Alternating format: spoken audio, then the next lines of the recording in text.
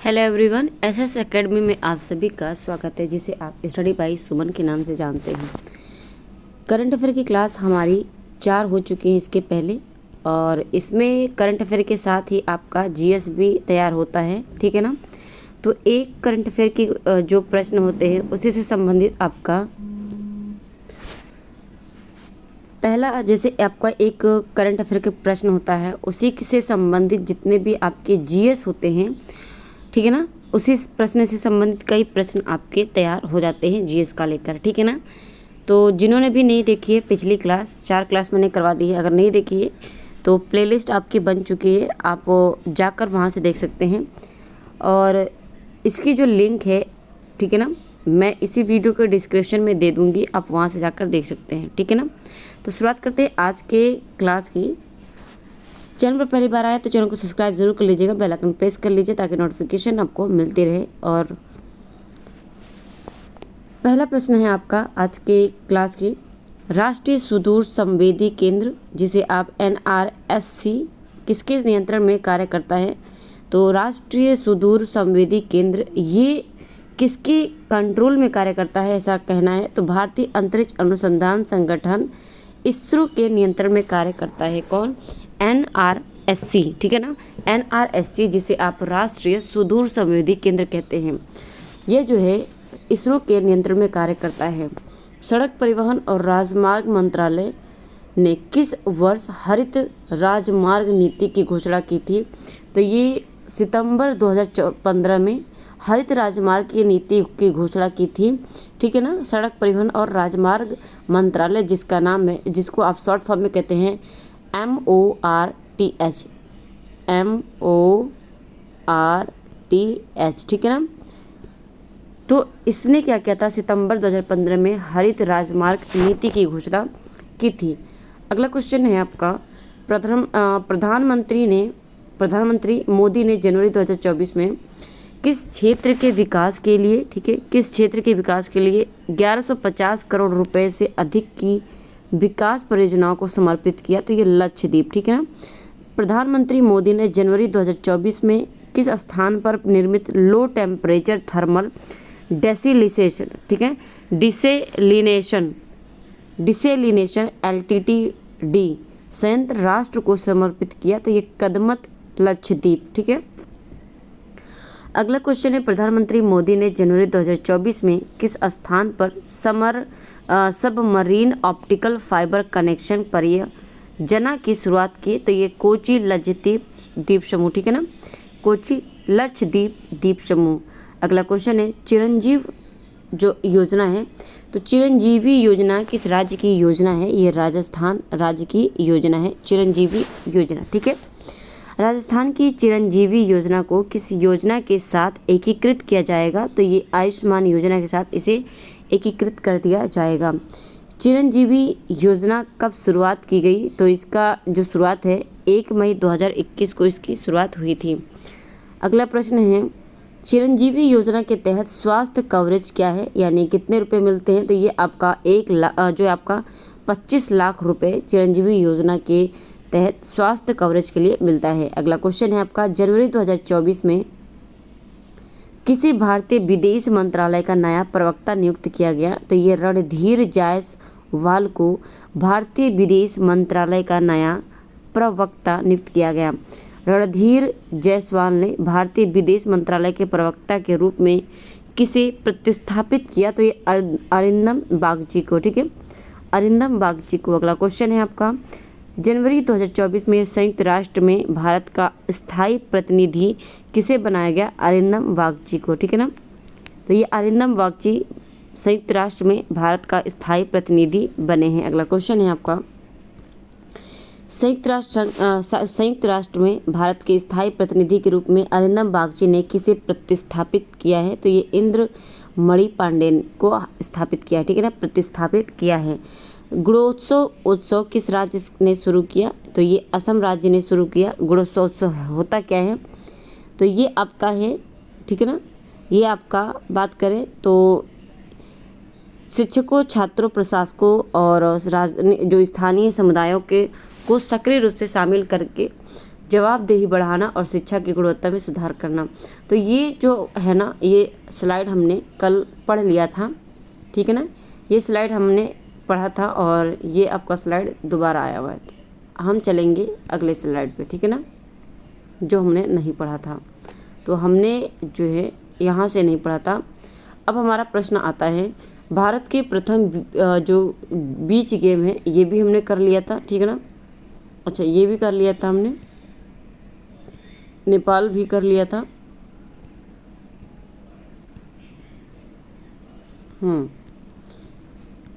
यहाँ तक हमने कल कर लिया था, ठीक है ना। और जो है आपका बात करें आज का जो प्रश्न है हमारा, नेक्स्ट स्लाइड से, भारतीय रिजर्व बैंक ने 2024 में भारत की आर्थिक विकास दर कितनी रहने का अनुमान लगाया है। तो ये 6.5% लगाया है, ठीक है ना। किसने? भारतीय रिजर्व बैंक ने, ठीक है ना। भारतीय रिजर्व बैंक के अनुसार जो भारत की आर्थिक विकास दर है ये अनुमान कितना लगाया है? 6.5%। संयुक्त राष्ट्र ने 2024 में वैश्विक आर्थिक वृद्धि कितनी रहने का अनुमान लगाया है? तो ये 2.4%। संयुक्त राष्ट्र ने 2024 में दक्षिण एशिया में सकल घरेलू उत्पाद में कितनी वृद्धि होने का अनुमान लगाया है? तो 5.2%। अगला क्वेश्चन है, संयुक्त राष्ट्र ने 2025 में भारत की आर्थिक विकास दर कितनी रहने का अनुमान लगाया है? तो 6.5%। केंद्रीय व्यापार मंत्रालय के अनुसार 2014 से 2023 में खिलौनों के आयात में कितनी कमी दर्ज की गई है? तो ये 52%। खिलौनों के आयात में कमी दर्ज की गई है, कितना परसेंट? 52%। अगला प्रश्न है आपका, केंद्रीय व्यापार मंत्रालय के अनुसार 2014-23 में खिलौनों के निर्यात में कितनी वृद्धि हुई है? तो ये 239%। केंद्रीय व्यापार मंत्रालय के अनुसार खिलौनों का जो आयात निर्भरता है, तो आयात निर्भरता में कितनी कमी दर्ज की गई है? तो 33% से घटाकर 12% हो गई है। जनवरी 2024 के प्रथम सप्ताह में सोमालिया के पास, ठीक है ना, सोमालिया के पास किस जहाज़ को बंधक बना लिया गया? तो ये MV लीला नॉरफोक नाम है, ठीक है ना। MV लीला नॉरफोक जहाज़ को सोमालिया के पास बंधक बना लिया गया था जनवरी के प्रथम सप्ताह में, ठीक है। अगला प्रश्न है, MV लीला नॉरफोक मालवाहक जहाज़ किस देश का झंडा लगा था? तो इसमें लाइबेरिया का झंडा लगा था, ठीक है ना, लाइबेरिया देश का झंडा लगा था। MV लीला नॉरफोक मालवाहक जहाज़ था ये, ठीक है। MV लीला नॉरफोक मालवाहक जहाज़ किस देश की यात्रा पर था, यानी किस देश की यात्रा के लिए निकला था? तो ये जहाज़ था ब्राज़ील से बहरीन जा रहा था, ठीक है ना, ब्राज़ील से बहरीन जा रहा था। भारत ने अपना पहला सूर्य मिशन किस नाम से भेजा? तो ये भारत का जो पहला सूर्य मिशन था आदित्य L1 के नाम से भेजा गया। अगला क्वेश्चन है, आदित्य L1 को किस रॉकेट से प्रक्षेपित किया गया? तो ये PSLV C-57, ठीक है, PSLV C-57, ठीक है। अगला क्वेश्चन है आपका, आदित्य L1 कितनी दूरी से सूर्य का अध्ययन करेगा? तो ये 1.5 मिलियन किलोमीटर की दूरी से सूर्य का अध्ययन करेगा आदित्य L1। तो ये आप ध्यान में रखेंगे। आदित्य L1 मिशन के साथ कुल कितने पेलोड जुड़े हैं? तो 7 पेलोड जुड़े हुए हैं। केंद्रीय मंत्री स्मृति ईरानी जनवरी 2024 में किस खाड़ी देश की यात्रा पर थी? तो ये सऊदी अरब की खाड़ी, ठीक है, पर यात्रा पर थी। अगला क्वेश्चन है आपका, भारत ने किस देश के साथ द्विपक्षीय हज समझौते 2024 पर हस्ताक्षर किया? तो ये सऊदी अरब द्विपक्षीय हज जो समझौता है उस पर हस्ताक्षर किया भारत ने। तीसरे हज और उम्रा सम्मेलन जो होता है, तो तीसरे हज और उम्रा सम्मेलन 2024 का आयोजन कहाँ किया गया? तो ये जिद्दा में किया गया, ठीक है, जिद्दा में। अगला क्वेश्चन है आपका, तीसरे हज और उम्रा सम्मेलन 2024 में भारतीय प्रतिनिधि मंडल का प्रतिनिधित्व किसने किया? ये केंद्रीय महिला और बाल विकास और अल्पसंख्यक मामलों की मंत्री स्मृति जुबिन ईरानी ने किया। अगला क्वेश्चन है आपका, 10वीं सदी का कदम्ब शिलालेख कहाँ खोजा गया? तो यह दक्षिणी गोवा के काकोड़ा में महादेव मंदिर में खोजा गया, ठीक है। जो 10वीं सदी का कदम्ब शिलालेख है ये दक्षिणी गोवा के काकोड़ा में महादेव मंदिर में खोजा गया। 10वीं सदी का कदम्ब शिलालेख किस भाषा में लिखा गया? तो ये कन्नड़ और संस्कृत भाषा में लिखा गया था। कदम्ब राजवंश की स्थापना किसने की थी? तो कदम्ब राजवंश की जो स्थापना है ये कदम्ब शास्त्र देव ने की थी। अगला प्रश्न है, कदम्ब राजवंश की राजधानी कहाँ थी? तो ये चंदौर थी। ठीक है। अगला क्वेश्चन है, भारत में गोवा मुक्ति दिवस कब मनाया जाता है? 19 दिसंबर को गोवा मुक्ति दिवस मनाया जाता है।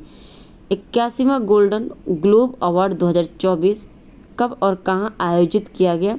तो 81वां गोल्डन ग्लोब अवार्ड 2024 7 जनवरी को अमेरिका के कैलिफोर्निया के बेवर्ली हिल्स में आयोजित किया गया। 7 जनवरी को अमेरिका के कैलिफोर्निया के बेवर्ली हिल्स में, ठीक है ना, इसका आयोजन किया गया 81वां गोल्डन ग्लोब अवार्ड्स को, ठीक है ना, अवार्ड को। अगला क्वेश्चन है, गोल्डन ग्लोब अवार्ड 2024 में सर्वश्रेष्ठ निर्देशक का पुरस्कार किसे प्रदान किया गया? तो क्रिस्टोफर नोलन की फिल्म ओपेनहाइमर के लिए। ठीक है।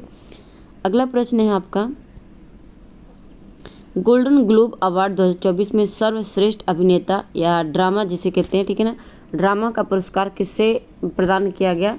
तो किलियन मर्फी को फिल्म ओपेनहाइमर के लिए गोल्डन ग्लोब अवार्ड 2024 में सर्वश्रेष्ठ अभिनेता के रूप में पुरस्कार मिला किलियन मर्फी को फिल्म ओपेनहाइमर के लिए। अगला क्वेश्चन है, गोल्डन ग्लोब अवार्ड 2024 में सर्वश्रेष्ठ अभिनेत्री चलचित्र संगीतमय या हास्य का पुरस्कार किसे प्रदान किया गया? एम्मा स्टोन को फिल्म पुअर थिंग्स के लिए दिया गया।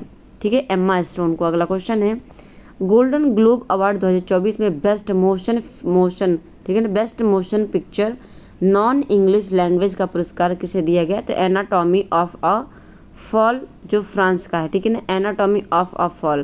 तो ये बेस्ट मोशन पिक्चर था नॉन इंग्लिश लैंग्वेज में और ये गोल्डन ग्लोब अवार्ड 2024 पाया है। ठीक है। अगला, जनवरी 2024 के दूसरे सप्ताह में रक्षा मंत्री राजनाथ सिंह किस देश की यात्रा पर रहेंगे? तो यूनाइटेड किंगडम के यात्रा पर थे। ठीक है ना। अगला, यूनाइटेड किंगडम में वर्तमान में राजा कौन है? तो ये किंग चार्ल्स तृतीय हैं। अगला क्वेश्चन है, जनवरी 2024 में रक्षा मंत्री राजनाथ सिंह किसके साथ द्विपक्षीय बैठक के लिए ब्रिटेन की यात्रा पर रहेंगे? तो ये थे जो है रक्षा मंत्री ग्रांट शॉप्स के। ठीक है। अगला क्वेश्चन है, भारत ब्रिटेन आपस में किस युद्ध अभ्यास का आयोजन करता है? तो ये अजय वारियर होता है। ठीक है ना, अजय वारियर जो युद्ध अभ्यास है ये भारत और ब्रिटेन के साथ होता है। अगला, किस संस्थान ने पॉलीमर इलेक्ट्रोलाइट मेम्ब्रेन ईंधन सेल आधारित पावर सिस्टम का सफलतापूर्वक परीक्षण किया है? तो ये भारतीय अंतरिक्ष अनुसंधान इसरो ने किया है। पॉलीमर इलेक्ट्रोलाइट मेम्ब्रेन ईंधन सेल आधारित पावर सिस्टम जिसे आप FCPS कहते हैं। पॉलीमर इलेक्ट्रोलाइट मेम्ब्रेन ईंधन सेल आधारित पावर सिस्टम को किस प्रक्षेपण यान से लॉन्च किया गया? तो ये ध्रुवीय उपग्रह प्रक्षेपण यान PSLV C58 से, ठीक है ना, और PSLV C57 से आदित्य L1 को लॉन्च किया गया, ये ध्यान में रखेंगे।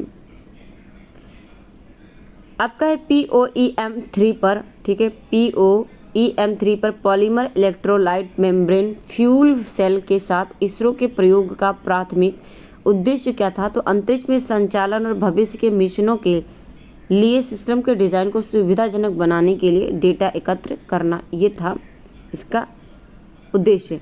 बांग्लादेश आम चुनाव 2024 में किस पार्टी को बहुमत प्राप्त हुआ? तो ये अवामी लीग को बहुमत प्राप्त हुआ। ठीक है ना। अगला प्रश्न है आपका, बांग्लादेश की प्रधानमंत्री शेख हसीना ने लगातार कितनी बार आम चुनाव में बहुमत प्राप्त की है? तो ये प्रधानमंत्री शेख हसीना ने लगातार चौथी बार आम चुनाव में जीत हासिल की है। अगला प्रश्न है, बांग्लादेश आम चुनाव 2024 में कुल कितनी सीटों का चुनाव संपन्न हुआ? तो 299 सीटों का चुनाव संपन्न हुआ। अगला क्वेश्चन है, बांग्लादेश आम चुनाव 2024 में सत्तारूढ़ दल को कुल कितनी सीटें प्राप्त हुई थी? तो ये 23 सीटें प्राप्त हुई थी। अगला प्रश्न है आपका, किस देश ने हिम तेंदुआ को अपना राष्ट्रीय प्रतीक घोषित किया है? तो किर्गिस्तान ने हिम तेंदुआ को अपना जो है राष्ट्रीय प्रतीक घोषित किया है। हिम तेंदुआ का वैज्ञानिक नाम क्या है? तो पैंथेरा ऑन्सिया है और ये आपका जीएस के लिए इम्पॉर्टेंट है। तो हिम तेंदुआ का जो वैज्ञानिक नाम है पैंथेरा ऑन्सिया है। हिम तेंदुओं का वैश्विक राजधानी के रूप में किस राष्ट्रीय उद्यान को जाना जाता है? तो हेमिस राष्ट्रीय उद्यान लद्दाख को जाना जाता है हिम तेंदुओं के लिए। ठीक है, अगला प्रश्न है आपका, भारत सरकार द्वारा प्रोजेक्ट स्ट्रो लेपर्ड शुरुआत, ठीक है, कब की गई थी? तो ये आपका 2009 में की गई थी। हिम तेंदुआ संरक्षण प्रजनन कार्यक्रम किस राष्ट्रीय उद्यान द्वारा शुरू किया गया? तो ये Padmaja Naidu Himalayan zoological park Paschim Bangal का, ठीक है ना।